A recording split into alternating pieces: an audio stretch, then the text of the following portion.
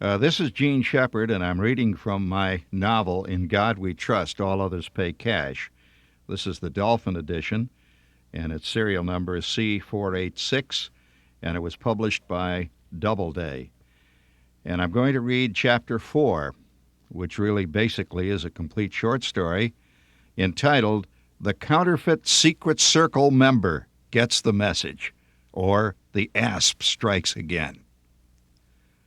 Every day when I was a kid, I'd drop anything I was doing, no matter what it was, stealing wire, having a fist fight, siphoning gas, no matter what, and I'd tear like a blue streak through the alleys, over fences, under porches, through secret shortcuts to get home, not a second too late for the magic time. My breath rattling in wheezy gasps, sweating profusely from my long cross-country run. Oh, I'd sit glassy-eyed and expectant before our Crosley Notre Dame Cathedral model radio. I was never disappointed. At exactly 5:15, just as dusk was gathering over the picturesque oil refineries and the faint glow of the muttering open hearths was beginning to show red against the gloom, the magic notes of an unforgettable theme, a song came rasping out of our Crosley. Who's that little chatterbox? The one with curly auburn locks. Who do I see? It's little Orphan Annie. They don't write tunes like that anymore. There was one particularly brilliant line that dealt with Sandy, little Orphan Annie's Airedale sidekick. Who can forget it? Arf goes Sandy. Arf. I think it was Sandy more than anyone else that drew me to the Little Orphan Annie radio program. Dogs in our neighborhood never went arf, and they certainly were a lot of things, but never faithful. Little Orphan Annie lived in this great place called Tompkins Corners, and there were people called Joe Corntassel and Uncle. They never mentioned the pool room. There were no stockyards or fistfights or drunks sleeping in doorways in good old Tompkins Corners. No way. Orphan Annie and Sandy and Joe Corntassel were always out chasing pirates or trapping smugglers, neither of which we ever had in Indiana as far as I knew.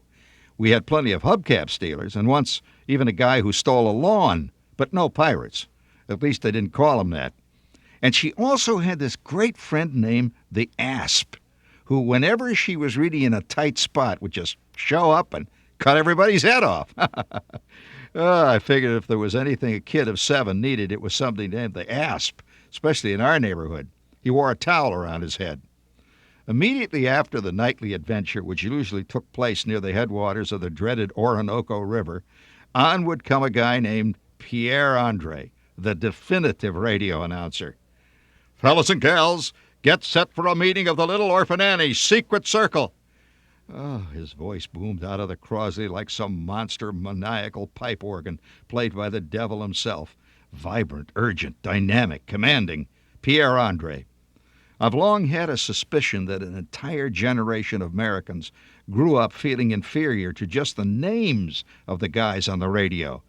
Pierre Andre, Harlow Wilcox, Vincent Pelletier, Truman Bradley, Westbrook Van Voorhees, Andre Baruch, Norman Brokenshire. Listen to those names. There wasn't a Charlie Schmidlap in the lot. Poor little Charlie crouching next to his radio, a born right fielder, playing right field all of his life knee-deep in weeds, waiting for a fly ball that never comes, and more than half afraid that one day they will hit one in his direction. Okay, kids, time to get out your secret decoder pin. Time for another secret message direct from Little Orphan Annie to members of the Little Orphan Annie Secret Circle. I got no pin. A member of an outgroup at the age of 7, and the worst kind of outgroup. I'm living in a non-Ovaltine drinking neighborhood. All right, set your pins to B7, 22, 19, 8, 49, 6, 13, 3, 22, 1, 4, 19. Pierre Andre could get more out of just numbers than Orson Welles was able to squeeze out of King Lear. 14, 9, 32. Okay, fellas and gals, over and out. And then silence. The show was over, and you had a sinister feeling that out there in the darkness, all over the country, there were millions of kids decoding. And all I could do was to go into the kitchen where my mother was cooking supper and knock together a salami sandwich and plot. Somewhere kids were getting the real truth from Orphan Annie, the message, and I had no pin. I lived in an oatmeal-eating family and listened to an Ovaltine radio show.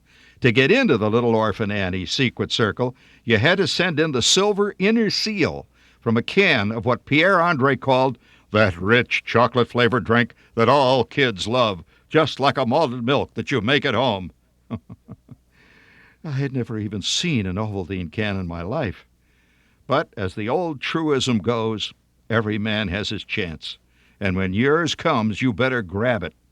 They do not make appointments for the next day. One day, while I'm foraging my way home from school, coming down one of my favorite alleys, knee-deep in garbage and the thrown-out effluvia of kitchen life, there occurred an incident which forever changed my outlook on existence forever. At the time, of course, I was not aware of it, believing instead that I had struck the jackpot and was at last on my way to the big time. There was a standard game played solo by almost every male kid I ever heard of, at least in our neighborhood. It was simple, yet highly satisfying. There were no rules except those which the player improvised as he went along. The game had no name and is as probably as old as creation itself. It consisted of kicking a tin can or tin cans all the way home. The game is not to be confused with a more formal athletic contest called Kick the Can, which did have rules and even teams. This kicking game was a solitary, dogged contest of kid against can, and it is quite possible the very earliest manifestation of the golf syndrome.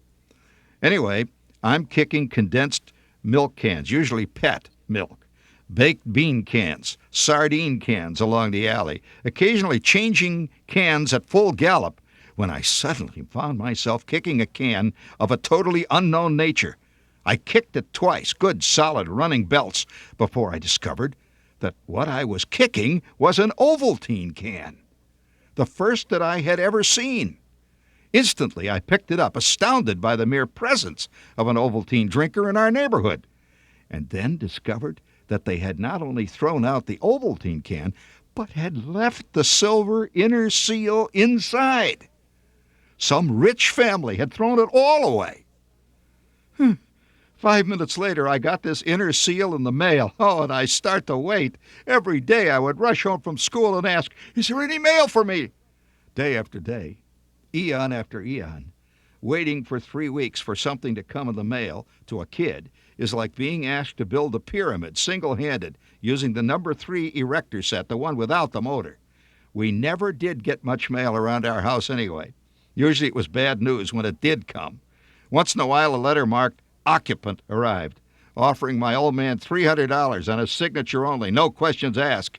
Even your employer will not be notified. They began with, "Friend, are you in money troubles?" My old man never could figure out how they knew, especially when they just called him occupant. Day after day, I watched our mailbox. On Saturdays, when there was no school, I would sit on the front porch waiting for the mailman and the sound of the yelping pack of dogs that chased him on his appointed rounds through our neighborhood, his muffled curses and thumping kicks mingling nicely with the steady uproar of snarling and yelping. One thing I knew, trusty old Sandy never chased a mailman, and if he had, he'd have caught him, I'll tell you. Everything comes to he who waits, I guess. At last, after at least 200 years of constant vigil, there was delivered to me a big, fat, lumpy letter. Oh, boy, there are few things more thrilling in life than lumpy letters that rattle. Even to this day, I feel a wild surge of excitement when I run my hands over an envelope that is thick, fat, and pregnant with mystery. I ripped it open, and there it was, my simulated gold plastic decoder pin with knob, and my membership card. It was an important moment. Here was a real milestone, and I knew it. I was taking my first step up that great ladder of becoming a real American. Nothing is as important to an American as a membership card with a seal. I know guys who have long strings of them, plastic enclosed, credit cards, membership cards, ID cards, Blue Cross cards, driver's licenses, all strung together in a chain of love. The longer the chain, the more they feel they belong. Here was my first card. I was on my way. And the best of all possible ways, I was making it as a phony, a non-Ovaltine drinking official member. Be it known to all and sundry that Mr. Ralph Wesley Parker is hereby appointed a member of the Little Orphan Annie Secret Circle and is entitled to all the honors and benefits accruing thereto. Signed, Little Orphan Annie. Countersigned, Pierre Andre, in ink. Oh, boy. Honors and benefits already at the age of 7. I am Mr. Parker. They hardly ever even call my old man that. That night, I can hardly wait until the adventure is over. I want to get to the real thing, the message. That's what counts. I had spent the entire day sharpening pencils, practicing twirling the knob on my plastic simulated gold decoder pin. I had lined up plenty of paper, and I was already at the radio by 3:30, waiting impatiently through the drone of the late afternoon soap operas and newscasts, waiting for my direct contact with Tompkins Corners, my first night as a real member. As 5:15 neared, my excitement mounted. Running waves of goose pimples rippled up and down my spine as I hunched next to our hand-carved 7-tube cathedral in the living room. A pause. A station break. Boom, boom, boom. Who's that little chatterbox? The one with curly golden locks. Who do I see? It's little Orphan Annie. La, da, da, da, da, da. Let's get on with it. I don't need all this jazz about smugglers and pirates. I sat through Sandy's stupid arfing and little Orphan Annie's perils, hardly hearing a word. On comes at long last my friend old Pierre. He's one of my friends now. I am in. It's my first secret meeting. Okay, fellas and gals, get out your decoder pin. Time for the secret message for all the regular pals of Little Orphan Annie, members of the Little Orphan Annie Secret Circle. All set? Here we go. Set your pins at B12. My eyes narrowed to mere slits, my steely claws working with precision. I set my simulated gold plastic decoder pin to B12. All ready? Pencils set. Oh, Pierre was in great voice tonight. I could tell that tonight's message was really important just by the sound of his voice. 7, 22, 13, 19, 8. I struggled furiously to keep up with his booming voice, dripping with tension and excitement. Finally, okay, kids, that's tonight's secret message. Listen again tomorrow night when you hear, who's that little chatterbox? The one with curly golden locks. 90 seconds later, I'm in the only room in the house where a boy of 7 could sit in privacy and decode. My pin on one knee, my Indian chief tablet on the other, I'm starting to decode my first secret message from Annie herself. 7. I spun the dial, poring over the plastic scale of letters. Aha! B. It's the letter B. I carefully wrote down my first decoded letter. I went to the next. 22. Again, I spun the dial. E. That's the first word. B-E. B. For crying out loud, it's a word. 13. S. It was coming easier now. 19. U. From somewhere out in the house, I could hear my kid brother whimpering, his wail gathering steam, and then a faint shriek of my mother. Hurry up! Randy's got to go! Oh, now what? I'll be right out, Ma. Gee whiz! I shouted, hoarsely, sweat dripping off my nose. S-U 15. R. S-U-R-E. Sure. Be sure. The message was coming through. Excitement gripped my gut. I was getting the word from Annie herself. Oh, be sure. 14. 8. T-O. Be sure to what? What was little Orphan Annie trying to say? 17. 9. D-R. 16. 12. 1. Be sure to D-R-I 9-N. K 32 O-V 19 L-T. I sat for a long moment in that steamy room, staring down at my Indian chief notebook. Be sure to drink Ovaltine. A crummy, rotten son of a bitch of a commercial. Again a rising high note from my kid brother. I'll be right out, Ma, for crying out loud. I pulled up my corduroy knickers and went out to face the meatloaf and the red cabbage. The Asp had decapitated another victim.